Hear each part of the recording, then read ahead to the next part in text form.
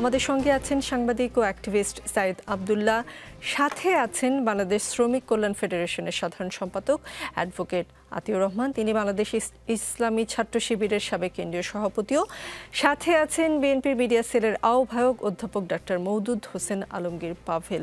অধ্যাপক ডাক্তার মওদুদ হোসেন জামায়াতে ইসলামীর নায়েবে আমির সৈয়দ আব্দুল্লাহ মোহাম্মদ তাহের বলেছেন, বিএনপি যদি জানতো সব বিশ্ববিদ্যালয়ের ছাত্র সংসদের শিবির জিতবে তাহলে নির্বাচনে যেত না। গণভোটে ৮০% মানুষ হ্যাঁ ভোট দিবে, বিএনপি না ভোটে দিবে ২০%। গণভোটের খরচ বাঁচাতে বিএনপি অনেক কথা বলছেন, কিন্তু চাঁদাবাজির টাকায় ১০০০ গণভোট করা সম্ভব।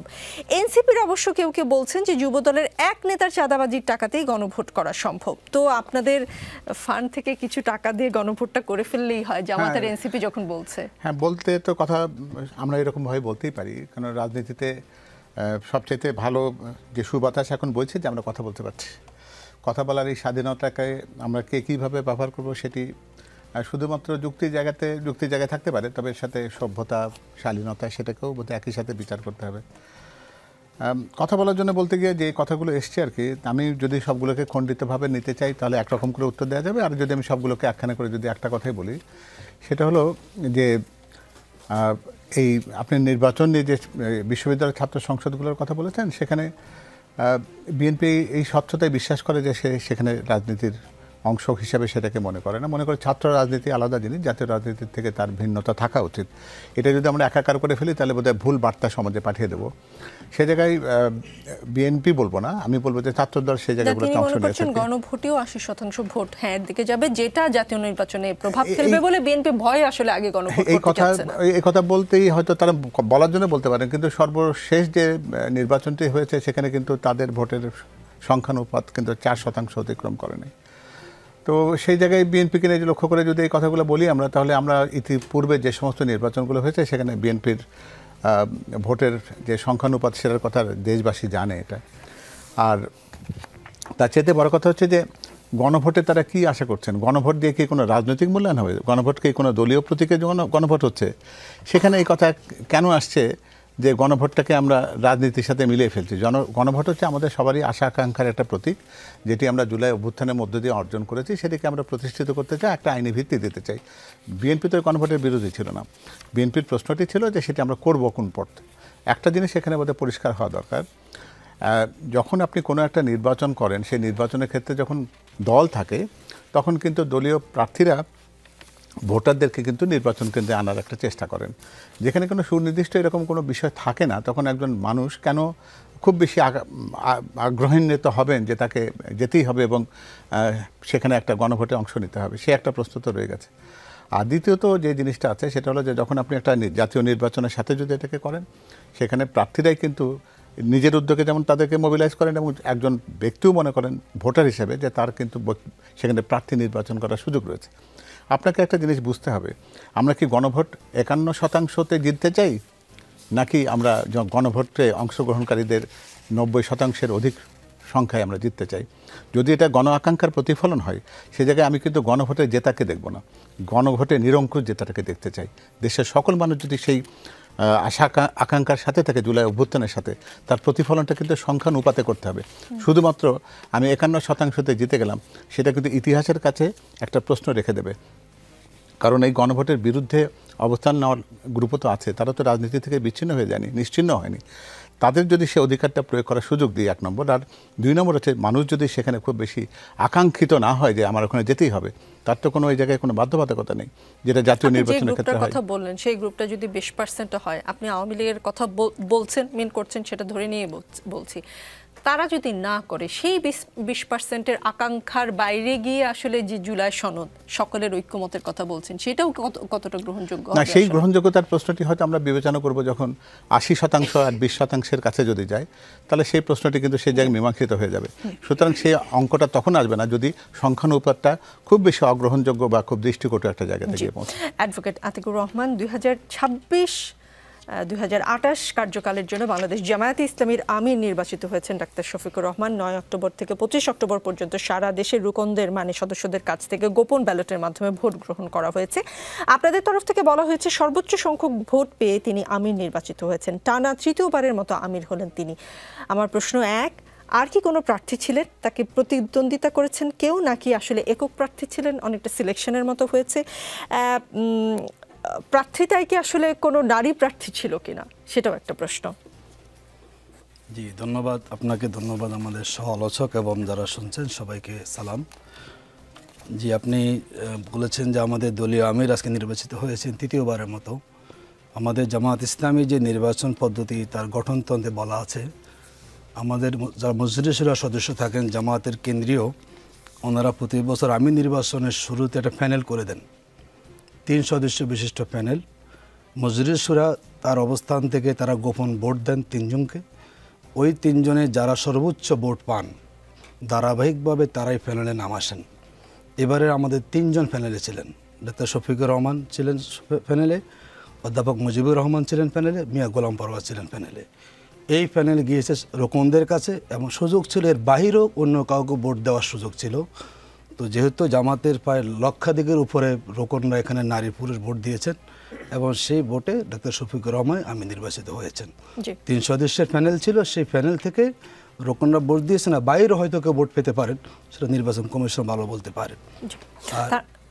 জি তার মানে কোনো উত্তরাধিকার পদ্ধতি বা সকলে মিলে একজনের নাম বললাম আর না, এই ধরনের কোনো সুযোগ নাই। সারা দেশে আমাদের আলাদা নির্বাচন কমিশন ছিলেন এবং শাখা ভিত্তিক আলাদা নির্বাচন কমিশন ছিলেন।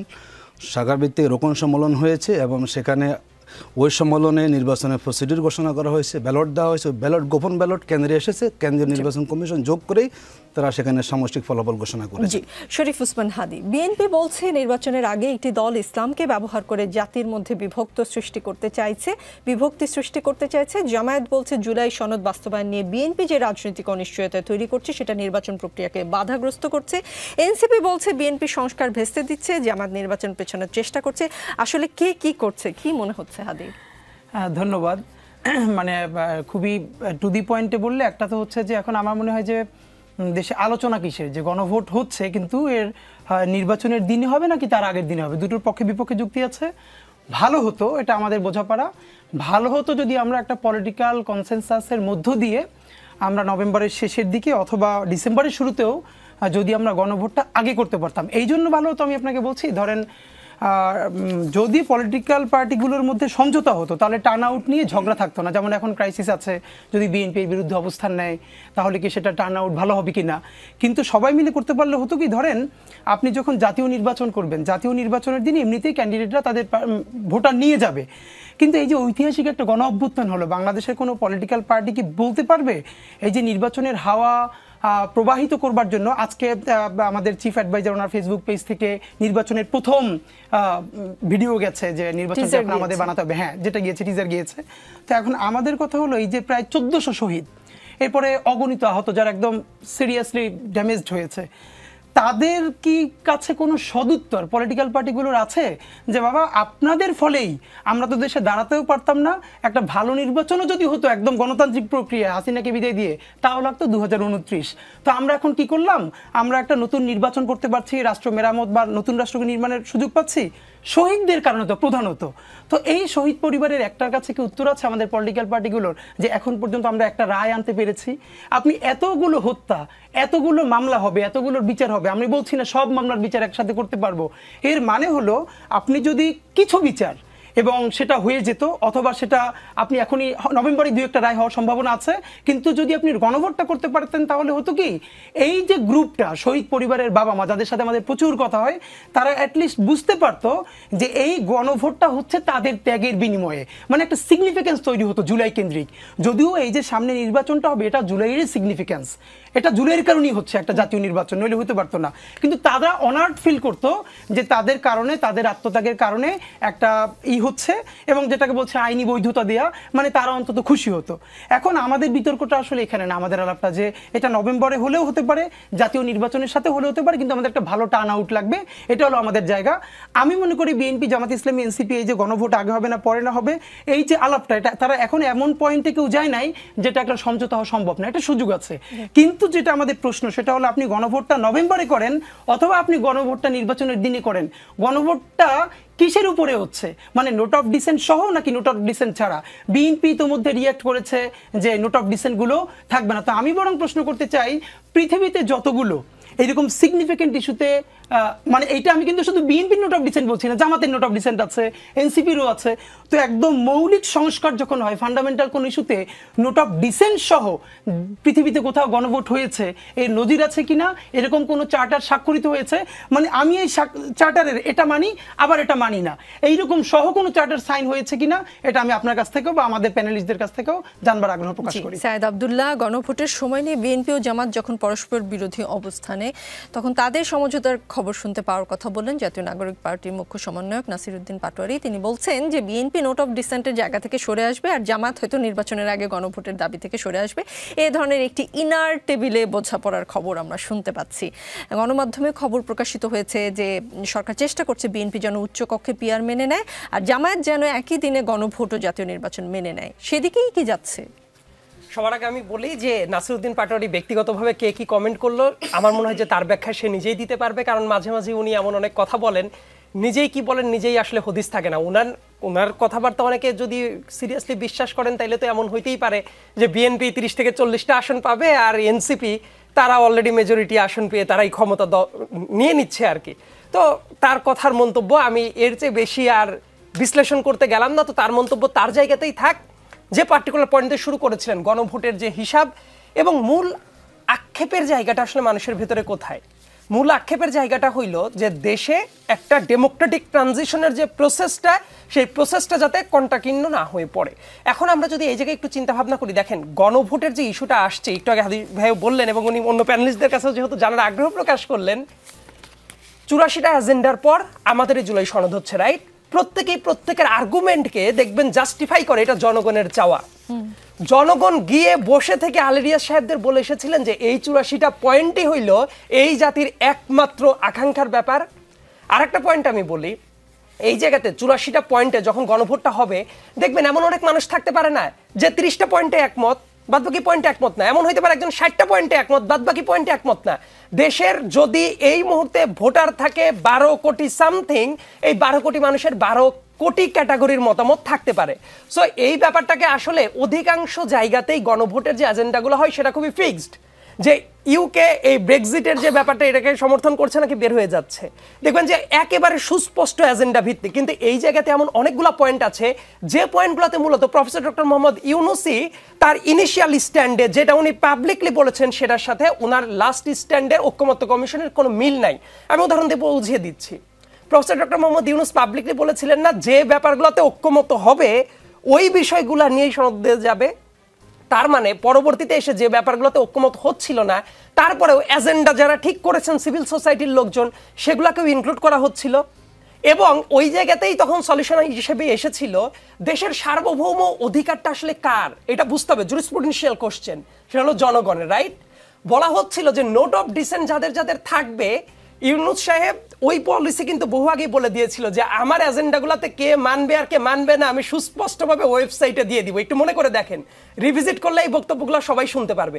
আসলে তো তাই হয়েছে, যে ব্যাপারগুলোতে ঐক্যমত আছে সেগুলো ওকে, যাদের নোট অফ ডিসেন্ট আছে সুস্পষ্টভাবে জনগণের সামনে তুলে ধরা হয়েছে। এখন দেশের সার্বভৌম ক্ষমতার উৎস আমি কি ঐক্যমত্য কমিশনকে মনে করব নাকি জনগণকে মনে করব, that is the real question. এখন জনগণ জেনে শুনে যে ঠিক আছে বিএনপির এই পয়েন্টে নোট অফ ডিসেন্ট আছে এবং সেটা ইস্তেহারে অন্তর্ভুক্ত করে দেওয়া হচ্ছে আমাদের পজিশনেই, তারপর জেনে শুনে জনগণ এনসিপি কে ভোট দিবে নাকি জামাতকে ভোট দিবে, বিএনপি কে ভোট দিবে, এই ডিসিশন আমরা জনগণের হাতে দিয়ে দিব না?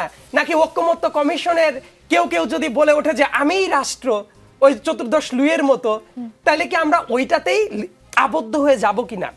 এই জায়গায় একটা গুরুত্বপূর্ণ প্রশ্ন হলো গণভোটের যে ব্যাপারটা। আমি মনে করি এই গণভোটে কালেকটিভলি যদি গণভোটে জিতে আসে এটা সবার জন্যই ভালো, কিন্তু যে টাইমিং এর ব্যাপারটা নিয়ে অনেকে প্রশ্ন করে, একটা আর্গুমেন্ট আমি রেখে এই প্রসঙ্গটা শেষ করছি। খেয়াল করে দেখেন, এটাও তো জাতীয় নির্বাচনের মতো একটা বড় পরিসরে সারা দেশব্যাপী ইলেকশন, রাইট? এটাই যদি হয়, প্রফেসর ডক্টর মোহাম্মদ ইউনূস বহু আগ থেকেই বলে আসছিলেন ইলেকশনের পরিবেশ তৈরি করতে, মাসগুলোর কথা মনে আছে, জানুয়ারি থেকে জুন, এপ্রিল থেকে জুন, এবং তারপরে ডিসিশন যেটা যে না এপ্রিল থেকে জুনের আগে হইলে ঠিকমতো হচ্ছে না, তারপরে ঠেলে ঠুলে এটাকে ফেব্রুয়ারি পর্যন্ত আনা হলো। তার মানে তাদের লজিক অনুসারেই ফেব্রুয়ারির আগে কোনো ইলেকশন এর পরিবেশ তৈরি করার মতো পরিবেশ ছিল না। তাহলে কি এমন ঘটে গেল যে এখন তারা নভেম্বরে ইলেকশন চায়, ঠিক আছে যদি এটাই মনে করতো তাহলে তো নভেম্বরেই ন্যাশনাল ইলেকশন। জি, পাটোয়ারি সাহেবের কথাকে যতই উড়িয়ে দেন না কেন, একটা সমঝোতা হলেও হতে পারে, তার এই কথাটা সত্যি হলেও হতে পারে। এইটা না, বরং আমরা যেটা বলতে চাই যে গণভোট আর ন্যাশনাল ইলেকশন যদি একই দিনে হয় এবং নোট অফ ডিসেন্টের প্রশ্নগুলো যদি অ্যাজ ইট ইজ থাকে, যেটার পর ভিত্তি করে প্রফেসর ডক্টর মোহাম্মদ ইউনূস সনদটা সাইন করিয়েছিলেন, এই জায়গাটা থাকলে আমার মনে হয় না যে মেজর পার্টিকুলার কারো কোনো জায়গাটা থাকবে। ডাক্তার পাভেল, জি জি, আজ থেকে অন্তর্বর্তী সরকার জাতীয় নির্বাচন 2026-এর ক্যাম্পেইন শুরু করেছে এবং সেই উপলক্ষে একটি টিজারও প্রকাশিত হয়েছে। সরকার ফেব্রুয়ারিতে উৎসবমুখর পরিবেশে সবাইকে ভোট দিতে যেতে বলেছে সেই টিজার অনুযায়ী। এখন কি আর তবে নির্বাচন নিয়ে যে আশঙ্কার কথা, এই যেমন এই সরকার এটা সেটা করে আরো 5 বছর ক্ষমতায় থাকতে চায়, সেই আশঙ্কার অবসান ঘটলো নাকি এইসব টিজারের পেছনেও কোনো পেছনের গল্প আছে? আমাদের বাংলাদেশ কিন্তু আসলে সবসময় স্পেকুলেশনের দেশ। আমরা গুজব পছন্দ করি এবং আমরা সব কিছুর মধ্যে অনিশ্চয়তা থাকুক এটাতে মনে অভ্যস্ত হয়ে উঠেছি। কারণ এই দেশ যে কোনো কারণেই হোক, আমাদের স্বাধীনতার পর 50টি বছর অতিক্রান্ত হয়ে গেছে, তার বেশি, কিন্তু আমরা কিন্তু এই স্পেকুলেশনের জায়গা থেকে কিন্তু বেরিয়ে আসতে পারিনি। তো সেজন্য দিনের শেষ দিন পর্যন্ত হয়তো কেউ নিশ্চিতভাবে বলবেন না যে নির্বাচনটি পরদিন হচ্ছে কিনা। কারণ আমরাও তো এর আগেও দেখেছি যে নির্বাচনের ঘোষিত সময়ের আগে অন্য একটা সরকার এসে সব কিছুকে ওলটপালট করে দিয়ে গেছে। এক্ষেত্রে সবচেয়ে বড় শক্তির জায়গায় কিন্তু জনগণ। আমরা মনে করি যে জনগণ, বিশেষ করে বাংলাদেশ জাতীয়তাবাদী দলের বিশ্বাসটা এই জায়গাতে আছে যে একটা গণতান্ত্রিক প্রক্রিয়াতে নির্বাচিত সরকারের কাছে দেশটা পরিচালনার দায়িত্বটা যাওয়া উচিত এবং সেটা যত দ্রুততার সাথে যায় ততই সব দিক দিয়ে মঙ্গল, অর্থনীতির জন্য মঙ্গল, আমাদের সামাজিক প্রেক্ষাপটের জন্য মঙ্গল, আইন শৃঙ্খলা পরিস্থিতির জন্য মঙ্গল, শিক্ষা, স্বাস্থ্য, সব দিক দিয়ে। এবং সেক্ষেত্রে অনিশ্চয়তাটা দূর করার সবচেয়ে বড় শক্তির জায়গাটা কিন্তু জনগণের আকাঙ্ক্ষা। সেই আকাঙ্ক্ষাটাকেই বিএনপি ধারণ করতে চায় এবং তারা মনে করে যে যত রকমই এরকম কালো মেঘের কথাগুলো বলি না কেন আমরা, সেগুলোকে অপসারণ করে একেবারে মুক্ত আকাশে, নীল আকাশে এই ফেব্রুয়ারির সেই বসন্ত আবহাওয়ায় একেবারে রোজার আগে একটা চমৎকার একটা নির্বাচনের আবহ সত্যিকার অর্থে বিরাজ করবে এবং সেটাকে বাস্তবায়ন করাটা নিশ্চয়ই কোনো দুরাশা হবে না। এটা আমাদের কাছে এই বিশ্বাসটি আছে। জি জি, অ্যাডভোকেট আতিকুর রহমান, সরকার একটি দলের সঙ্গে গোপন সমঝোতা করলে ন্যাক্কারজনকভাবে লেভেল প্লেইং ফিল্ড ভঙ্গ হতে পারে বলে মন্তব্য করেছেন জামায়াতে ইসলামীর সেক্রেটারি জেনারেল মিয়া গোলাম পরওয়ার। তিনি অভিযোগ করেছেন যে গোপন সমঝোতা করে সরকার আরপিওর সর্বশেষ সংশোধনী বাতিল করে কোনো নিবন্ধিত দলের প্রার্থী জোটভুক্ত অন্য দলের প্রতীকে প্রতিদ্বন্দ্বিতা করতে পারবেন বলে আদেশ জারি করতে পারে এবং সেটার ইঙ্গিত পাওয়া গিয়েছে আসলে, যে গণমাধ্যমে খবর হয়েছে বা প্রধান উপদেষ্টাও কিছুটা হয়তো ইঙ্গিত দিয়েছেন। আগামী জাতীয় নির্বাচনে বড় শক্তি হিসেবে বিএনপি ও জামাতের মধ্যকার সৃষ্ট বিরোধ সামাল দিতে সরকারের তরফ থেকে পর্দার আড়ালে সমঝোতার উদ্যোগ নেওয়া হয়েছে এমনটা শোনা যায়। শুধু গোপন সমঝোতা কি আসলে বিএনপির সাথেই করে, জামাত তো থাকে না সাথে যখন সরকারের সাথে গোপন আলাপগুলো হয়? দেখুন, আমরা অনেক জায়গায় বলে আসছি যে আমাদের মাননীয় প্রধান উপদেষ্টা যখন লন্ডন গিয়েছেন, তিনি বাংলাদেশের সব দলের সাথে বৈঠক করে একটা মতামত, ইলেকশনের ব্যাপারে মতামত দিয়েছেন। তিনি লন্ডন যাওয়ার পর আবার তার এককভাবে একটা দলের তিনি ভারপ্রাপ্ত চেয়ারম্যানকে পাশে রেখে তিনি সেখানে ঘোষণা দিয়েছেন। আমাদের কাছে মনে হচ্ছে বাংলাদেশের বিচার সংস্কার প্রক্রিয়া সব কিছুই কিন্তু আন্ডারস্ট্যান্ডিং হয়েছে লন্ডন বৈঠকে, এটা জনগণ মনে করে। এবং প্রধান উপদেষ্টা তার যে সংস্কারের কমিটমেন্ট ছিল, আমরা খেয়াল করলাম যে ওই বৈঠকের পর থেকে কিন্তু নমনীয় হয়ে গেছেন এবং বিএনপি যা ইচ্ছা পোষণ করে সেখানে সরকার কিছুটা কি নমনীয় হচ্ছেন। তার সর্বশেষ প্রমাণ হচ্ছে আরপিও সংশোধনটা। আমরা বলেছি যে সকল দল নিবন্ধিত, তারা রাজনৈতিক তার কাজ থাকার প্রয়োজন। আপনি নিবন্ধন নিয়েছেন, দলীয় প্রতীক ইলেকশন করবেন, কিন্তু সেই জায়গাতে আইন উপদেষ্টার সাথে বিএনপির নেতারা দেখা করেছেন এবং একক সিদ্ধান্তে আবার আরপিও সংশোধন হয়েছে। এটা বুঝেই যাচ্ছে আসলে এই সরকার মনে হচ্ছে তারা একটা কোনোরকম দায়সারা গোছে ইলেকশন দিয়ে বিএনপিকে ক্ষমতা হস্তান্তর করে তারা পার পাওয়ার চেষ্টা করছেন, কারণ বিএনপি বড় দল মনে করছেন এবং তারা মনে করেন যে তাদেরকে বিএনপি ব্যাকআপ দিবে। আমাদের কাছে মনে হচ্ছে বাংলাদেশের এখন জুলাই সনদের আইনি ভিত্তি সবাই চাচ্ছে, কে না চাচ্ছে। আমাদের সাইদ আব্দুল্লাহ বলেছেন আপনি অনাপত্তি নিয়ে কথা বলছেন, এই কথাটা কেন বলেন না যে আপত্তি দেওয়ার বিএনপি যুক্তিটা কি? মানে বিএনপি কি যেই আপনার প্রাতিষ্ঠানিক কাঠামোগুলোকে দলীয়করণ করে আওয়ামী লীগ 15 বছরে দুর্নীতি করেছে, বৈষম্য করেছে, ফ্যাসিবাদ কায়েম করেছে, সেই জায়গাগুলো যদি সংস্কারে বিএনপি আপত্তি দেয়, সে জায়গায় আপনারা কেন কথা বলেন না? কেন বিএনপি দুদকের ব্যাপারে তারা আপত্তি কেন দিবে? তারা কি দুর্নীতি লাইসেন্স চাচ্ছে? যেই কোটার বিরুদ্ধে আন্দোলন হয়েছে, পিএসসিকে যাতে করে দলীয় প্রভাবমুক্ত করা যায়, সেখানে নোট অফ ডিসেন্ট, তার মানে বিএনপি কী চাচ্ছে, তারা এসে তারা আবার তার দলীয়করণ করবে।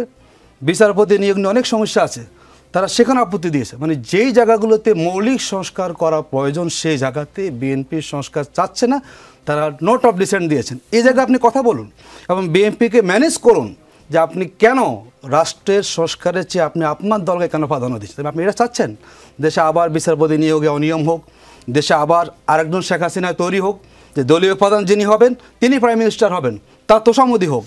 কেন বিএনপি বলছে না আপার হাউস, কেন বিএনপি আপার হাউসে আবার একই সিস্টেম চাচ্ছেন? আমরা বলছি আপার হাউসটা হওয়া প্রয়োজন হচ্ছে আপনার জনগণ নিম্ন আপনার সংসদের ভোটের ভিত্তিতে। ওনারা চাচ্ছেন আগের মতো মহিলা আসনে, তার মানে হচ্ছে ওনারা এককভাবে আবার ক্ষমতায় এসে আবার এককভাবে দেশ পরিচালনা, যাতে করে অন্য কারো কোনো ব্যালেন্স সেখানে থাকে না। আমরা মনে করি এই 24-এর গণঅভ্যুত্থানের পরে যে ক্ষমতার ভারসাম্য যে পলিটিক্স আমরা চাচ্ছি, বিএনপি তার সাথে একমত নন। তারা আবার ক্ষমতা এসে সন্ত্রাস করবেন, কেন্দ্র দখল করবেন, ভোট কেন্দ্র দখল করবেন, তাদের পেশি শক্তি, তাদের টাকা আছে, নির্বাচনকে ম্যানিপুলেট করে আবার ক্ষমতা এসে একই কায়দায় তারা দেশ শাসনের চিন্তা করেছেন বলেই রাষ্ট্রের যেগুলো মৌলিক সংস্কার হওয়া প্রয়োজন সেই জায়গাতে নোট অফ ডিসেন্ট দিয়ে তারা আজকে গণভোটকে প্রশ্নবিদ্ধ করার চেষ্টা করছে।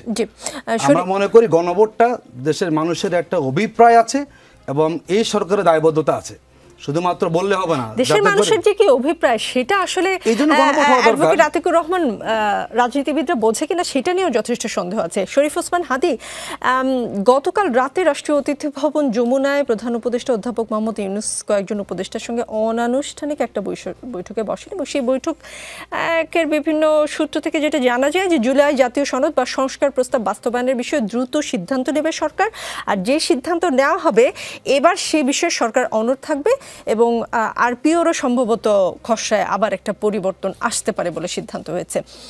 এবি পার্টির চেয়ারম্যান মুজিবুর রহমান মঞ্জু খুব ইন্টারেস্টিং একটা কথা বলেছেন। তিনি বলেছেন অন্তর্বর্তীকালীন সরকার তার কোনো প্রিন্সিপাল পজিশন নেই, বিএনপির চাপে উনি কতক্ষণ ছোটেন ডানে, জামায়াতের চাপে তিনি কিছুক্ষণ বায়ে ছোটেন, এনসিপির চাপে উনি মাঝে মাঝে উপরের দিকে ওঠার চেষ্টা করেন। সরকারকে উদ্দেশ্য করে ডেফিনেটলি বলেছেন। তো কয়েকটা দলের এই যে মন যুগে চলার চিন্তা নীতি, তিন দলের চাপে আসলে সরকার কতটা স্থির থাকতে পারছে? বলছে যে স্থির থাকবে, কিছু ডিসিশন এবার নেবে। আপনার কি মনে হয় শেষ পর্যন্ত মানে আমরা যেটা বুঝবার চেষ্টা করছি যে জুলাই সনদের এইবারই শেষ ইস্যুতে যে মানে government took the upper hand, মানে বিএনপি বা অন্যান্য পলিটিক্যাল পার্টির উপরে তারা একটা আপার হ্যান্ড নেওয়ার চেষ্টা করেছে। এটা আগেও যদি এক সময় চেষ্টা করে না তা না, কিন্তু এটাকে স্থিতিশীল রাখতে পারে নাই। কারণ হচ্ছে, এবং এটুকুন বলতে দ্বিধা নাই, আমি আপনাকে বলি যে যখন ইন্টারিম গভর্নমেন্ট বলছেন, এই ওনারা গভর্নমেন্ট চালান মানে আসলে ওনারা শুধু ঢাকার গভর্নমেন্ট চালান, ওনারা সচিবালয় চালান। লোকাল মানে এই সচিবালয় থেকে যে প্রত্যেকটা জেলা, আমি আপনাদের খুব ভালো করে বলতে পারি জেলা উপজেলা এই সরকারের নিয়ন্ত্রণ না 80%। ম্যাক্সিমাম ক্ষেত্রে যেখানে বিএনপি পাওয়ারফুল সেখানে বিএনপি যেভাবে চাচ্ছে ওখানকার ডিসিএসপি সেভাবে চালাচ্ছে, আর যেখানে জামাত পাওয়ারফুল সেখানে জামাত কিছু স্টেক পাচ্ছে। মিলেমিশে চালাচ্ছে, এমনি ঝগড়াঝাটি যাই করুক মিলেঝিলে চালাচ্ছে, এইটা হলো ব্যাপার। তো ওনারা যেটা গভর্নমেন্টটা চালাচ্ছেন এটা সর্বোচ্চ ঢাকার গভর্নমেন্ট, আর ছোট করে বললে ওই যে সচিবালয়ের আশপাশের গভর্নমেন্টটা চালাচ্ছেন, এর বাইরে ওনাদের আসলেও তেমন ইটা নাই। কারণ যে ডিসি আছেন উনি জানেন যে এই সরকার আছে 3 মাস বা 6 মাস, তো ডিসি থেকে উনি যদি সচিবালয় আরেকটু প্রমোশন নিয়ে আসতে চান, শেষ বয়সে একটু সিনিয়র সচিব হয়ে একটা বড় বাংলা নিয়ে বিদায় নিতে চান, তাহলে উনি জানেন যে ক্ষমতা কে আসবে। আইদার উনি বিএনপির লবির সাথে যোগাযোগ রক্ষা করেন অথবা জামাতের লবির সাথে যোগাযোগ রক্ষা করবার চেষ্টা করবেন যাতে উনি পরবর্তী 5 বছর ভালো থাকেন। এই জন্য এখন এই সরকার অনেক কিছু বললেও ওনারা গায়ে মাখান না, এটা ওরা ঘটছে। আমি বরং একটা জায়গায় আপনি যেটা প্রশ্ন করছিলেন যে জনগণের পাস কি রাজনীতিবিদরা বোঝে কিনা, দেখেন আপনি এই প্রোগ্রামটা শুরু করার আগে অলওয়েজ আপনাদের একটা মোটো আছে, আপনি বলেন যে রাজনীতির জনগণ নাকি জনগণের রাজনীতি। মজার ব্যাপার হলো এখন যে পলিটিক্যাল পজিশন নিচ্ছে সেটা কি বলছে যে এটা তো জনগণের অভিপ্রায়। তো এখন একটা কথা ধরেন, এটা আমি জাস্ট কুতর্ক করার জন্য না, বাংলাদেশে বিএনপি তো বড় দল এখন সবথেকে, এবং আগেও সবথেকে বড় পলিটিক্যাল পার্টি। তো বিএনপি নিজে যখন সরকার গঠন করেছে তখনও কি কোনো সময় বিএনপি 40%-এর উপরে ভোট পেয়েছে কিনা? না, পায় নাই। এর মানে আপনি খেয়াল করেন যে আমি 40%, এটা তো হচ্ছে আমাদের যে এখানকার পলিটিক্যাল সিস্টেম, এটার তো একটা গলদি, যে তাও কিন্তু 50+1 না আমাদের এখানে সিস্টেম। এর মানে আমি যতজন ভোট দিয়েছে তার মধ্যে বেশি, সেটা যদি 25% হয় তাহলেও হয়তো আমরা কি এই সিস্টেমটা আবার আনতে পারতাম না? অনেক দেশেই তো আছে যে আপনি যেখান থেকে এমপি হন কাস্টিং ভোটের মিনিমাম 51% না পারলে আবার দ্বিতীয়বার ভোট হবে, তাহলেও কি আপনি বলতে পারতেন যে ন্যূনতম আমার জনগণের 51% মানে বেশি আমাকে চাচ্ছে। তো আমি এমপি হলাম 30% ভোটে, আমি সরকার গঠন করলাম টোটাল ভোটে 35%। এর মানে প্রায় দ্বিগুণ জনসংখ্যক যে আমার সাথে নাই, এটা তো আমরা অ্যাড্রেস করি না। আমরা বলি আমরা বেশি পেয়েছি, কিন্তু কত পাই নাই সেটা কিন্তু অ্যাড্রেস করি নাই। এটা এখন বিএনপি সামনে আছে বলে বলছে বিএনপিকে, আওয়ামী লীগ যখন করেছে, জামাত যদি একদিন ওরকম বড় পার্টি হয় জামাতের ক্ষেত্রে এটা হবে। আমি বরং আপনাকে একটা কথা একটু বলি, যেহেতু সায়েদ আব্দুল্লাহ ভাই যিনি আছেন, ওর যে বিএনপির কিছু ভুল পজিশনের কারণে এবার বিএনপি খুব বাজেভাবে পড়তে হয়েছে। সর্বশেষ উদাহরণ দেই, এই যে গণভোট আসার পরেই বিএনপির অ্যাক্টিভিস্টরা দেখবেন, আমি জানি না এটা সেন্ট্রালি ওনাদেরকে অর্ডার করা হয়েছে নাকি অতি উৎসে না ক্যাম্পেইন। আপনি জানেন জুলাইয়ের পরে মানে আবার জামাত আর এনসিপি হ্যাঁ ক্যাম্পেইন এখন হ্যাঁ ক্যাম্পেইনের এগেইনস্টে বিএনপি যখন না ক্যাম্পেইন করছে, তখন পোট্রে করা যাচ্ছে কি যে এই জুলাই সনদে রাষ্ট্র গড়বার যে আকাঙ্ক্ষা তৈরি হয়েছে, বিএনপি এটার বিপরীত অবস্থান নিয়েছে। আতিক ভাই যখন বলছেন বিএনপি দুদকের বিরুদ্ধে, দুদকের সংস্কার চায় না, পিএসসির সংস্কার চায় না, এমনকি অন্য ব্যাপারে সংস্কার চায় না, মজার ব্যাপার হলো বিএনপির কাউরে আমি ভালো করে এটারে ডিবাঙ্ক করতে দেখি নাই। এখানে পজিশনটা কি? পজিশন হলো পিএসসির গঠনের প্রক্রিয়া। একটা প্রস্তাব এসেছে যে সরকারি দল থেকে 2 জন, বিরোধী দল থেকে 2 জন। বিএনপি এখানে বলেছে যে না, সরকারি দল থেকে আরেকটু বেশি থাকা দরকার। দুদক ফরমেশনে বলেছে সরকার থেকে 2 জন, বিরোধী দল থেকে 2 জন, মাঝখানে 2 জন। হয়তো বিএনপি এখানে বলেছে সরকার থেকে 2 জন না 3 জন, নইলে এখানে সরকার যিনি গঠন করবে দুর্বল সরকার হবে। এখন বিএনপির মুশকিল হলো এই যে সে বলছে 2 জনের জায়গায় 3 জন চায় সরকার থেকে, এটাকে পোট্রে করা গেছে বাংলাদেশে। বিএনপি দুদকের সংস্কারই চায় না, বিএনপি পিএসসি সংস্কারই চায় না। এখন এইটা সর্বশেষ প্রমাণটা কি হয়েছে? যখন জুলাই সনদে সরকার আপার হ্যান্ড নিয়েছে, বিএনপির উচিত ছিল সে সবচেয়ে বড় দল এবং তার সাথে তরুণদের ওই কানেকশনটা এখন পর্যন্ত কম। সুতরাং সে রেসপন্স করবে 2 দিন পর, 3 দিন পর, সে সাথে সাথে এইটা না এইটা না এইটা না, এবং পুরো দুনিয়াব্যাপী এস্টাবলিশড হলো বিএনপি কোনো সংস্কার চায় না। এবং দেখেন বিএনপি কিন্তু সেই না ক্যাম্পেইন থেকে সরে এসেছে। তো আপনি যদি না ক্যাম্পেইন থেকে সরে আসলেন, আপনারা প্রথমে না জলটা ঘোলা করার কি দরকার ছিল না। জি, রাজনীতিতে বিরতি বলে কিছু নেই, একটু পরে ফিরছি। তবে ফিরবার পর যেমন হাদি বলছিলেন ঢাকার সরকার চালায় ইন্টারিম, আর ঢাকার বাইরে বিএনপি জামাত মোটামুটি ভাগ বাটোয়ারা করে, ঝগড়াঝাটি করে বা মিলেমিশে আসলে সরকার চালায়। সেই কথা শুনে ঝিনাইদহ জামাতের কার্যালয়ে যে সরকারি অনুদানে সার ও বীজ মিলেছে সেটা নিয়ে একটা প্রশ্ন করব। অ্যাডভোকেট আতিকুর রহমান, ঝিনাইদহ জামায়াতের কার্যালয়ে মিলল সরকারি অনুদানে সার ও বীজ, এমন একটি খবর প্রচারিত হয়েছে গণমাধ্যমে। এরপর জামাতে ইসলামী থেকে এর প্রতিবাদ জানিয়ে বিবৃতি দেওয়া হয়েছে। বিবৃতিতে আপনারা বলেছেন সার বীজগুলো উপজেলা থেকে 30 জন প্রকৃত কৃষককে দেওয়া হয়েছে। বীজগুলো তারা বাসায় নিয়ে গেছে এবং রাত হয়ে যাওয়ার কারণে সারগুলো ইউনিয়ন অফিসে রেখে যায়, পরের দিন নিয়ে যাওয়ার কথা ছিল। তবে শুক্রবার রাতে স্থানীয় বিএনপির কিছু কুচক্রী নেতার যোগসাজশে মধ্যরাতে কিছু স্থানীয় সাংবাদিক ও বিএনপি নেতাকর্মীদের সঙ্গে নিয়ে জামায়াত কর্মীদের অসততা প্রমাণের জন্য মব সৃষ্টি করে সার উদ্ধারের নাটক তৈরি করা হয়েছে। কিন্তু ঝিনাইদহ সদর উপজেলার কৃষি কর্মকর্তা জানান, কৃষকের জন্য বরাদ্দ করা সার বা বীজ রাজনৈতিক কার্যালয়ে মজুদ রাখার কোনো নিয়ম নেই। কৃষকেরা গত বুধবার উপজেলা পরিষদ থেকে প্রণোদনা সার ও বীজ গ্রহণ করেছেন। তাহলে আসল ঘটনা আসলে কি? দেখুন, আমাদের বিবৃতিটা প্রমাণ করে সাধারণত বাংলাদেশ উপজেলা পরিষদ যে রিলিফগুলো তারা দিয়ে থাকেন, সার দিয়ে, এগুলো তারা রাজনৈতিক দলের মাধ্যমে বিতরণ করে থাকেন। বাংলাদেশের বেশিরভাগ জায়গাতে এগুলো সুবিধাভোগী হচ্ছে বিএনপি। জামাত ইসলামী খুব কম জায়গায় কিন্তু তারা এগুলো নেওয়ার চেষ্টা করে। যেহেতু ঝিনাইদহতে আমাদের সংগঠনটা খুব ভালো সংগঠন, এই জন্য ঝিনাইদহ হয়তো তারা কিছু অংশ নেওয়ার সুযোগ পেয়েছেন। এগুলো তালিকা হয়েছে এবং তালিকার আলোকে তারা সেখানে নিয়েছেন। দেখুন, যেটা আসছে বিবৃতিতে মাত্র 7 প্যাকেট সরিষা মসুরি বীজ আর 4 বস্তা মাত্র সার, এটি তো অনেকের জন্য ছিল। তার মধ্যে হয়তো কিছু শ্রমিক তারা নিতে পারেন না, রাত হয়ে গেছে, অনেক দূরে এলাকা হওয়ার কারণে। আমার কাছে বিবৃতি স্পষ্ট হয়েছে যে জামাত এটি হয়তো তারা এনেছেন দলগতভাবে, এবং রাত হওয়ার কারণে সেখানে কৃষকরা জামাত অফিসে রেখে গিয়েছেন নিরাপত্তার কারণে। কারণ তারা জানেন জামাত অফিসে কখনো কারো সম্পদের আমানত খেয়ানত হয় না। এটি বিএমপি অফিসে হতে পারে, জানলো 30 জনের নামে 20 জনকে দিয়ে বাকি 10 জনকে হয়তো তারা নিজেরা লুকিয়ে ফেললো। কৃষকরা মনে করে না আমি নিতে পারিনি, আমি আগামীকাল নিব।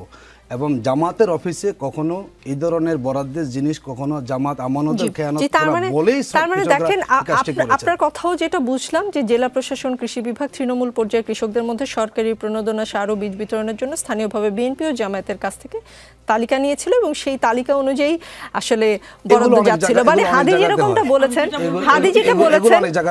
হাদি যেটা বলেছেন যে দেশ ঢাকা আসলে ইন্টারিম কন্ট্রোল করছে, ঢাকার বাইরে কন্ট্রোল করছে বিএনপি, কোথাও জামাত, আর কোথাও যেখানে ঠিকমতো ভাগাভাগি হচ্ছে না সেখানে অফিসে গিয়ে আসলে সার্বিক হয়তো এমন হয় যে 70 জন এটা বিএনপি পেয়েছে, জামাত 30 জনে পেয়েছে, এরকমই ভাগ কিন্তু সব জায়গায়। তার মানে ভাগ বাটোয়ারা হচ্ছে, মানে ক্ষমতায় গেলে আপনারা আর কি ভাগ বাটোয়ারা করবেন সেটা ক্ষমতায় গেলে নিশ্চয়ই সেই প্রশ্ন থাকবে। সেই ভাগ কৃষকের জন্য নেওয়া হয়েছে। জি ডক্টর পাভেল, ব্যারিস্টার আন্দালিব রহমান পার্থ অভিযোগ করেছেন ভোলা সদরে তার দল বিজেপির কার্যালয়ে বিএনপির একটি গ্রুপ হামলা চালায়, তার নেতাকর্মীদের মারধর করে, পার্টি অফিস ভাঙচুর করেন। আন্দালিব রহমান পার্থ আপনাদের দলের সাথে জোটবদ্ধ হয়ে নির্বাচন করবেন এবং আপনাদের হাইকমান্ড থেকে সিগন্যাল পেয়েই মাঠে তিনি নেমেছেন। এর আগে ব্রাহ্মণবাড়িয়ায়ও আপনাদের আরেক মিত্র জুনায়েদ সাকির বিরুদ্ধে আপনাদের দলের লোকজনই ঝাড়ু মিছিল করে। মিস্টার পার্থ বলেছেন এভাবে চলতে থাকলে জাতীয়তাবাদী শক্তির সম্মান দেশব্যাপী সাংঘাতিকভাবে ক্ষুণ্ণ হবে এবং সমগ্র দেশব্যাপী ভোটে এর প্রভাব পড়বে। নিজেদের দল সামলাতে পারে না বিএনপি, দেশ সামলাবে কি করে? এটা আপনি খণ্ডিত অর্থে এটা বলতেই পারেন যে এটা বলার জন্য, কিন্তু একটা বিষয় হলো কি, একটা বৃহত্তর একটা রাজনৈতিক দলে বাংলাদেশে যে রাজনৈতিক চর্চাটি রয়েছে এখানে সুনির্দিষ্টভাবে বিএনপি কিন্তু তার মনোনয়ন ঘোষণা করেন নাই। তো নিশ্চয়ই সেখান থেকে আমরা স্পেকুলেশন করতেই পারেন, আপনি ধারণা করতে পারেন যে কাউকে সংকেত দেওয়া হয়েছে কি হয়নি। আমার জানা মতে কাউকে সংকেত দেওয়ার প্রশ্ন নেই, কারণ এটা আনুষ্ঠানিকতা। আপনার নিশ্চয়ই ওই চিঠিটার কথা মনে আছে, 5ই আগস্টের পর তারেক রহমান বা বিএনপি থেকে একটা চিঠি দেওয়া হয়েছিল। আমি যতদূর জানি জুনায়েদ সাকির এলাকায় সেই চিঠি গিয়েছিল যে তাকে যেন ডিস্টার্ব না করে আপনাদের নেতাকর্মীরা। আপনি জুনায়েদ সাকির কথা বলছেন? জি, জুনায়েদ সাকির এলাকায় এরকম একটা চিঠি গিয়েছিল বিএনপির তরফ থেকে। এরকম জুনায়েদ সাকির আর কয়েকজনের কাছে। এটা হচ্ছে একটা রাজনীতির সংস্কৃতিতে আপনি কিন্তু এটাকে ইতিবাচক হিসেবে যদি দেখেন তাহলে বোধহয় বেশি ভালো হবে। বাংলাদেশের রাজনীতি তো এরকম করে কেউ করে না। তাদেরকে বলা হয়েছে যে তারা যদি তার রাজনৈতিক কর্মকাণ্ড করার জন্য সহায়তা করার কথা বলা হয়েছে, অন্য কোনো অর্থে নয়। আমার মনে হয় এখান থেকে আমরা পজিটিভ দেখার চেষ্টা করি, গ্লাসের অর্ধেকটা ভর্তি এটাই দেখি, সেটা করলে বোধহয় বেশি ভালো হবে। আর আমি জানি না এখানে ঠিক আপনার কিছু কিছু প্রাসঙ্গিকতার মধ্যে যেগুলো কথা আছে সেগুলো উত্তর দেওয়ার বা সেখানে রিয়াক্ট করার প্রতিবিধান আপনার আছে কিনা, আমি করতে চাই না আসলে। আমি কিন্তু আমার কথা বলবার সময় কিন্তু আমার রাজনৈতিক দলের পক্ষের যে কথাগুলো আছে বা আমি যেগুলো দিয়ে আমি জনগণের কাছে যেতে পারি সেটা দিয়ে বলতে চাই। অন্যের ঠিক ছিদ্রান্বেষণ করা ঠিক আমাদের রাজনীতির লক্ষ্য নয়, সেটা আমি করতেও চাই না। এটা যারা করছেন তারা তাদের ধারণা থেকে করতে পারেন। উত্তর অনেকগুলো দেওয়া যায়, আমি খণ্ডিত হয়ে দু একটা কথা বলি, আমি প্রামাণিক কথা বলবো, এর পাল্টা কোনো কথা বলে এটাকে লম্বা করতে চাই না। এই প্রতীক নিয়ে যে কথাটি হয়েছে সেটা যারা এই প্রতীক নিয়ে আজকে কথা বলছেন তারা কিন্তু ধানের শীষ নিয়ে নির্বাচন করেছেন এবং সেখানে কিন্তু তাদের পরিচয় কিন্তু ঠিক সঠিকভাবে লিপিবদ্ধ না করে কিন্তু নির্বাচন কমিশনে সেই প্রতীকের বরাদ্দের সুবিধাটি তারা নিয়েছেন। রাজনীতিতে আমার মতাদর্শের সাথে আরেকটা রাজনৈতিক মতাদর্শের মিল নাও হতে পারে, সেই কথাটি আমি আপত্তি দিয়ে বলতে পারবো না, তাহলে তো সব রাজনৈতিক দলটা একটাই হতো, প্রশ্ন তো সেটা থাকতো না। আমার আপত্তির সাথে সেটা যদি আমার ম্যানিফেস্টোতে আমি লিপিবদ্ধ করি এবং নির্বাচনে যদি জনগণের কাছে যাই, জনগণ যদি সেটাকে সমর্থন করে তাহলে সেটাকে জোর করে না করে দিতে হবে যে যেহেতু আমি চাই না। এটা কিন্তু খুব একটা সুস্থ রাজনীতির চর্চা বলে আমি অন্তত মনে করি না। আর না নিয়ে যে কথাটি বলবার চেষ্টা করেছিলেন আপনারা, সেটাতে বিএনপি যেটা পরিষ্কারভাবে, আমি জানি না যারা করেছেন, আমি এটা বিএনপি দলীয় কোনো অবস্থানের বিষয় তো এটা নয়, সর্বশক্তিমান আল্লাহর উপর পূর্ণ আস্থা এটাকে বাদ দেওয়া না। তারা কিন্তু না বলতে কিন্তু সামগ্রিকতা সংস্কারের বিরুদ্ধে যারা নায়ের কথা বলেন, সনদ স্বাক্ষরের পরে সনদ পরিবর্তন, এটা না বলেছেন। শহীদের রক্তের সাথে কোনো বিশ্বাসঘাতকতা করার চেষ্টা, এর প্রতিহত করার ক্ষেত্রেও তাদের অবস্থান ছিল, যারা করছে এটা তাদেরকে না বলতে হবে। সংস্কারের ধারণা বিএনপিকে দেওয়ার প্রয়োজন নেই। বাংলাদেশে যতগুলো মেজর সংস্কার সেটা বিএনপি করেছে। একদলীয় শাসনকে বিএনপি গণতন্ত্রায়ন করেছে, সংবাদপত্রের স্বাধীনতাকে ফেরত দিয়েছে, প্রেসিডেন্সিয়াল ফর্মের গভর্নমেন্ট পদ্ধতি যেটা বিএনপিকে সবচেয়ে বেশি সুবিধা দিতে পারত। দেশনেত্রী বেগম খালেদা জিয়ার চাইতে এই মুহূর্তেও বলবো যে বাংলাদেশের জনপ্রিয়তার শীর্ষে অন্য কেউ নেই। সেখানে একজন জিতলে রাষ্ট্র পরিচালনা যেখানে দায়িত্ব পাওয়ার সহজ সুযোগ ছিল, সেখানে বিএনপি কিন্তু 151 জনের ঝুঁকিটা নিয়েছে যে তাদেরকে নির্বাচিত হলে বিএনপি রাষ্ট্র পরিচালনার দায়িত্ব পাবে। সুতরাং সংস্কারের কথা বলবার আগেই বলি, যখন সংস্কারের কথা কেউ বলবার সাহসই করেনি, যখন ওই স্বৈরাচারের কালো নাগিনীর বিশ্ব বাষ্পে পুরো বাংলাদেশ যখন পুরোপুরিভাবে বিষকাতর হয়ে পড়েছিল, তখন কিন্তু বিএনপির ভারপ্রাপ্ত চেয়ারম্যান জনাব তারেক রহমান 31 দফা রাষ্ট্রকাঠামো মেরামতের সংস্কার প্রস্তাব তিনি দিয়েছেন। তো ফলে সংস্কার নিয়ে অন্য কারো কাছ থেকে কিন্তু শিক্ষা নেওয়ার প্রয়োজন বোধহয় বিএনপির নেই। আপনার যদি যুক্তি খণ্ডন হয়ে থাকে আমি আবার ওই প্রসঙ্গে ফিরতে চাই। বিএনপির ভারপ্রাপ্ত চেয়ারম্যান তারেক রহমান সাহেব আজকে এক ভার্চুয়াল বক্তব্যে বলেছেন, বিএনপি মনোনয়ন থেকে যারা বঞ্চিত হবেন দেশ ও গণতন্ত্রের স্বার্থে দলের সিদ্ধান্তকে যেন মেনে নেন, বিব্রতকর আচরণ যেন কেউ না করে, প্রতিপক্ষ যেন নিজেদের বিরোধের সুযোগ না নিতে পারে। আপনার কি মনে হয় এই বার্তায় কাজ হবে? কারণ আগামী নির্বাচনে মনে হচ্ছে বিএনপির সবচেয়ে বড় মানে প্রতিদ্বন্দ্বী হবে। আন্দালিব রহমান পার্থ এবং জুনায়েদ সাকির সঙ্গে যা হয়েছে, একটা দলে যদি যোগ্য প্রার্থী একাধিক থাকে, 10 জন 12 জন করে থাকেন, তাহলে একজন যখন মনোনয়নটি পাবেন বাকি 10 জন মনেই করতে পারেন যে তার চেয়ে যোগ্যতায় কি অংশে আমি পিছিয়ে আছি, সেই নিজের শ্রেষ্ঠত্ব প্রমাণ করার চেষ্টাটা হতেই পারে। সেটা সংঘাতের রূপ যেন না নেয়, সেটা যেন প্রতিবাদের ভাষা থাকতেই পারে, সেটা বলতেই পারেন তারা। দরকার হলে সেখানে কেন্দ্রীয় পর্ষদ যারা রয়েছেন সেটাকে তারা বিবেচনা করতেও পারেন সেটা, কিন্তু সেটাকে যেন কেউ সংঘাতের রূপ না দেয়, আমরা যেন নিজেরাই নিজের প্রতিপক্ষ না হই, এটি বলেছেন জনাব তারেক রহমান। কিন্তু রাজনীতিতে অন্যদের মতন একটা ধোঁয়াশার কথা বলে কিন্তু মানুষকে বিভ্রান্ত করেন না, উনি সাদাকে সাদা কালোকে কালোই বলেন, সেটাই উনি। আরেকটা বিষয় আপনি যেটা বলছিলেন যে জুলাই সনদ যেটা স্বাক্ষর করেছেন পরে সুপারিশে যা এসেছে সেটার মিল ছিল না, সেটাকে বিএনপি না বলেছে। আজকে নাহিদ ইসলাম বলেছেন জুলাই সনদ যখন রাজনৈতিক দলগুলো স্বাক্ষর করলেন তখন তারা বোঝেনি প্রতারণা হয়েছে, এনসিপি স্বাক্ষর করেনি, বিএনপি স্বাক্ষর করার পর বলছে তারা প্রতারিত হয়েছে। তো বিএনপি এত বড় দল, এত তাদের অভিজ্ঞতা, তারা বুঝলো না এনসিপিকে আপনারা বাচ্চাদের দল বলেন, তারা বুঝলো আর আপনারা বুঝলেন না। আমি অন্তত এনসিপিকে বাচ্চাদের দল বলি না, তারা পরিশীলিত, তারা এত বড় একটা বিপ্লবের সাথে সমর্থক একটা শক্তি হিসেবে যখন ছিল তাদেরকে সেই সম্মান মর্যাদার জায়গা থেকে কথাটা বলতে হবে। আমরা সবাই লক্ষ্য করেছি ঐক্যমত্য কমিশনে জনাব সালাউদ্দিন আহমেদ যিনি বিএনপিকে প্রতিনিধিত্ব করেছেন, তিনি কিন্তু সংবিধানের প্রত্যেকটা অনুচ্ছেদকে কিন্তু ব্যাপকভাবে ব্যাখ্যা করে কিন্তু সবাইকে বোঝানোর চেষ্টা করেছেন যে কোনটার সাথে কোন অংশটুকু সাংঘর্ষিক হবে। সেখানে কিন্তু আমি জানি না ওই হলে হাউসে তারা খুব বেশি প্রতিবাদ মুখর সেখানে কেউ ছিলেন কিনা। সেখানে উনি যদি দেখে থাকেন সনদের ক্ষেত্রে যেটা হয়েছে, পুরো ডকুমেন্টটা তো ওখানে স্বাক্ষর হয়নি, স্বাক্ষরিত হয়েছে কিন্তু শুধুমাত্র একটি পৃষ্ঠার কাগজ।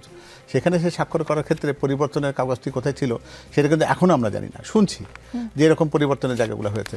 বিএনপি সে কথাটি পরিষ্কারভাবে বলার চেষ্টা করেছে, স্বাক্ষর হয়ে যাওয়ার পরে তার নিচে কিছু লিখবো না বলে তো স্বাক্ষর করি আমরা, স্বাক্ষর বলে কিন্তু আমরা এখানে ঠিক একটা এমন একটা সিলমোহর মেরে দিই যে এটি শেষ সমাপ্তি, এরপরে আর কোনো কিছু লিখলে সেটি ওই স্বাক্ষরের উপরের অংশ বলে বিবেচিত হবে না।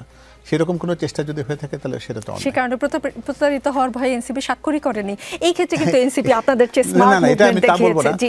প্রতারিত হওয়ার ব্যাপারটাই তো স্পেকুলেশন, স্বাক্ষর করলে ভালো হতো, স্বাক্ষর তো তাদের নিশ্চয়ই করবেন, তারা জুলাই সনদকে তাদের মতন করে পেলে তো নিশ্চয়ই তাদের কিছু শর্ত পূরণ হলে তারা করবেন। সায়েদ আব্দুল্লাহ, উপদেষ্টা আসিফ মাহমুদ সজীব ভুইয়া বলেছেন সুযোগ পেলে সকল নাগরিককে বাধ্যতামূলক সামরিক প্রশিক্ষণের আওতায় আনবো।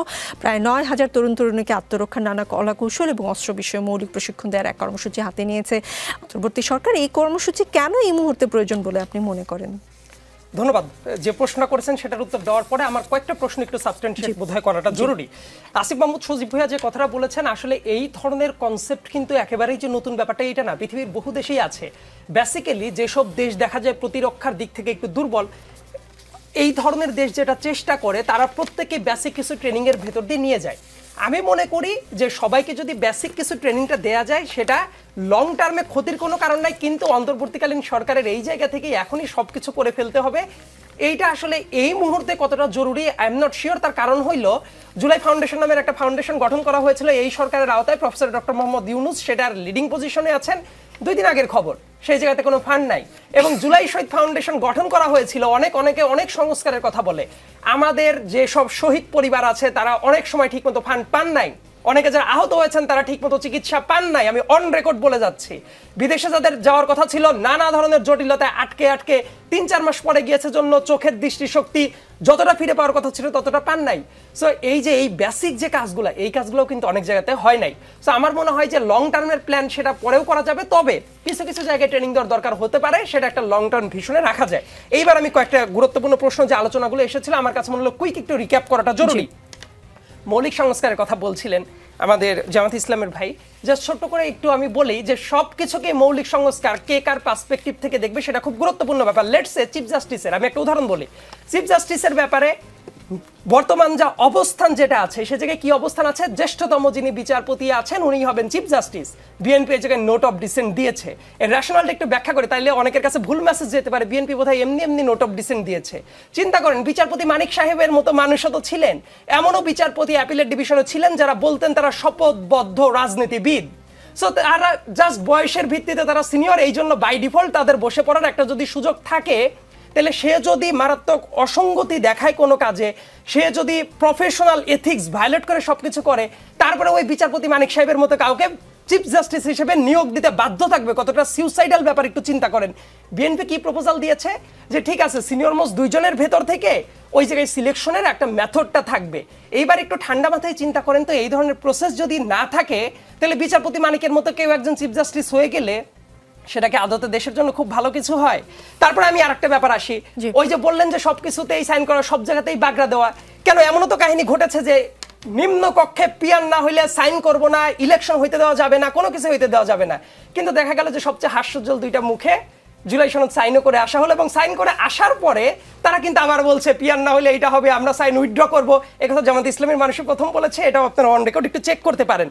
মৌলিক সংস্কারের কথা বললেন তো আরো একটা গুরুত্বপূর্ণ ব্যাপার, দেখবেন বাংলাদেশের মানুষের মানবাধিকারের যে জায়গাটা, চমৎকার একটা সুপারিশ হয়েছে, সেটা আমিও দীর্ঘদিন যাবত আমি নিজেও অ্যাক্টিভিজম করেছি এটার জন্য।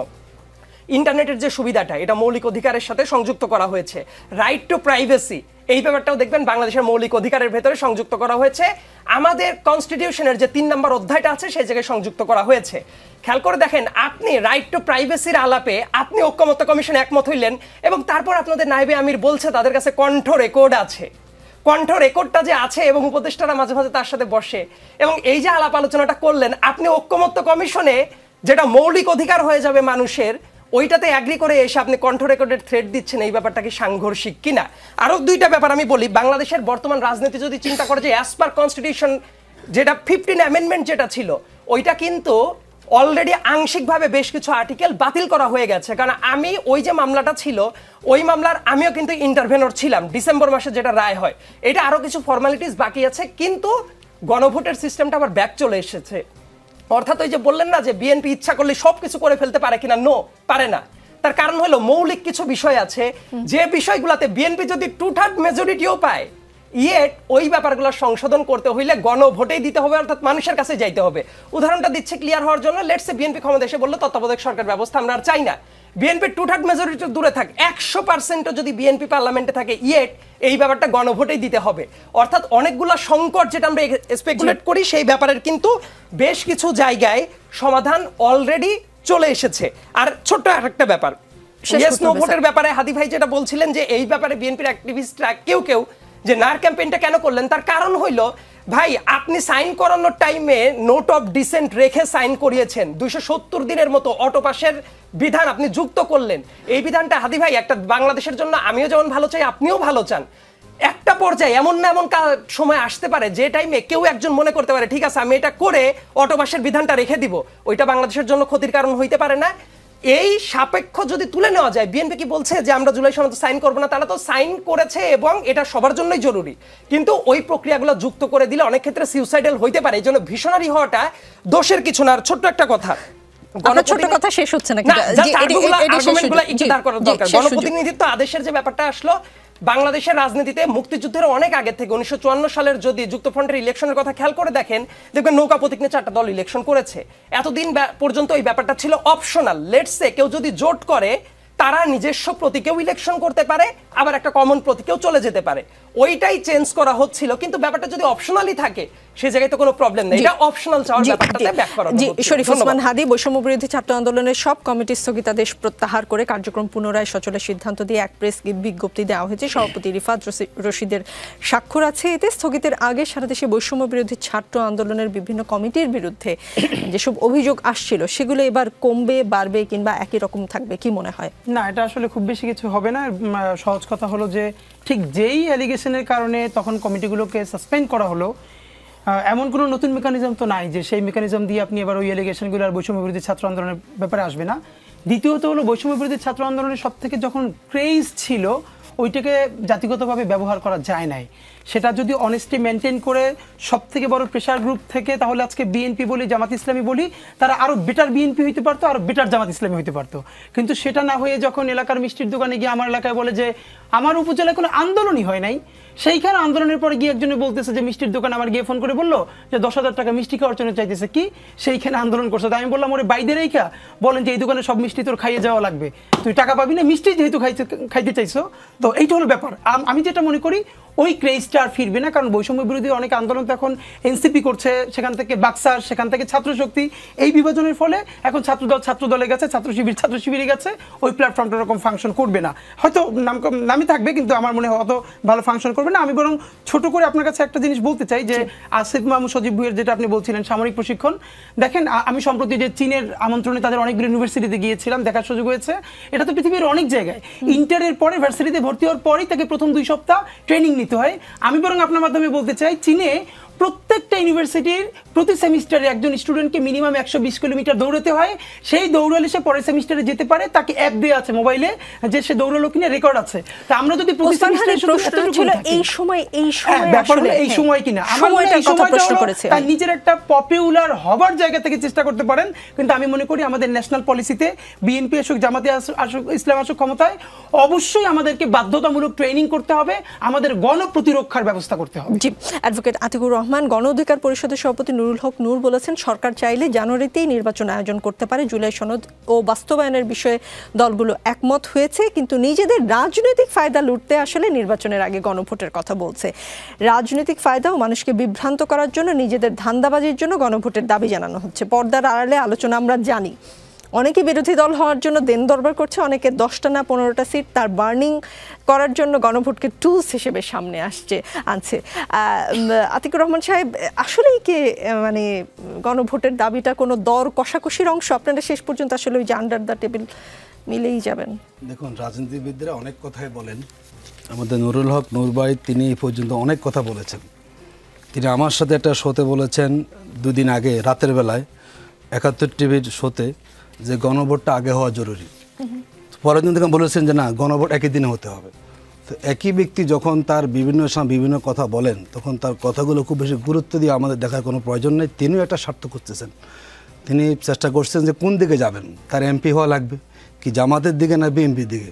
একবার গিয়েছেন তার এলাকাতে, তিনি সেখানে বিতাড়িত হয়েছেন বিএনপি স্থানীয় প্রার্থীদের, আবার জামাতের দিকে ঝুঁকছেন। তিনি আসলে এখন ক্যালকুলেশন করছেন কোন দিকে তিনি যাবেন, যেই দিকে যোগ দেবেন সেদিকে তিনি যাবেন। তার কথা খুব গুরুত্ব দিয়ে আমরা দেখছি না। আমি আরেকটা কথা বলি, আমাদের সাইদ আব্দুল বলেছেন বিচারপতি মানিকের কথা। দেখুন, এটা একটা ব্যতিক্রম। বিচারপতি মানিক বাংলাদেশের বিচার অঙ্গনের কলঙ্ক, সে কখনো এক্সাম্পল হতে পারে না। কারণ আমরা এই জন্য বলেছি যদি আপনি 3 জনকে রাখেন এখানে, তখন আনুগত্য যে কে সরকারকে বেশি একটু তোষামোদি করে তাকে তিনি করবেন। এটি কিন্তু আমাদের খেয়াল করতে, বাংলাদেশ কিন্তু তোষামোদির আমাদের আছে, সব অঙ্গনে সেখানে আছে। এই জন্য আপনি একজন যখন দেবেন, এটাই যুক্তি যে তিনি সামনে অগ্রসর হবেন, তখন তার তোষামিক প্রয়োজন হবে না। যখনই আপনি এটাকে 3 জন দিবেন, তখন কে সরকারের বেশি আনুকূল্য পাওয়ার চেষ্টা করবেন, চেষ্টা করা। এটা আমার এটি জায়গাটাতে আমাদের এটি থাকা প্রয়োজন। আর যেটি বলেছেন যে মানিক, এই মানিকের উদাহরণ বাংলাদেশ আর হবে না। মানিক একজনই, এবং সেই মানিক পলাতক মানিক সাহেব, তিনি গিয়েছেন ওই যে তিনি পলায়ন করতে গিয়ে গণপিটি নিয়ে খেয়েছেন। আমরা এক্ষেত্রে বলি, যেটি বলেছেন যে নিম্নকক্ষে ফিয়ার, আমরা এখন দাবি থেকে সরে আসেনি। জামাত ইসলামী বাংলাদেশে একসময় কেয়ারটেকার ফর্মুলা দিয়েছি, 8 বছর লাগবে সেটাকে গ্রহণ করতে। আমরা ফিয়ার দাবি তুলেছি, টোটাল অক্টোবর বোঝা যাবে জামাতের এই প্রস্তাবটা কতটুকু যৌক্তিক। আমরা এই দাবির পক্ষে আছি। বাংলাদেশে ফ্যাসিবাদী শাসন ব্যবস্থাকে নিয়ন্ত্রণ করার জন্য, বাংলাদেশের সকল দলের অংশগ্রহণমূলক পার্লামেন্ট গঠন করার জন্য আলটিমেটলি পিয়ারের কোনো বিকল্প নাই। যদি এখন কেউ না মানে, টুডে অর টুমরো বাংলাদেশে সব দলই, বিএনপিও দাবি তুলবে যে আমরাও পিয়ার চাই। জি জি, ডক্টর পাভেল, ছোট করে একটা প্রশ্নের উত্তর জানতে চাই, সময় নেই।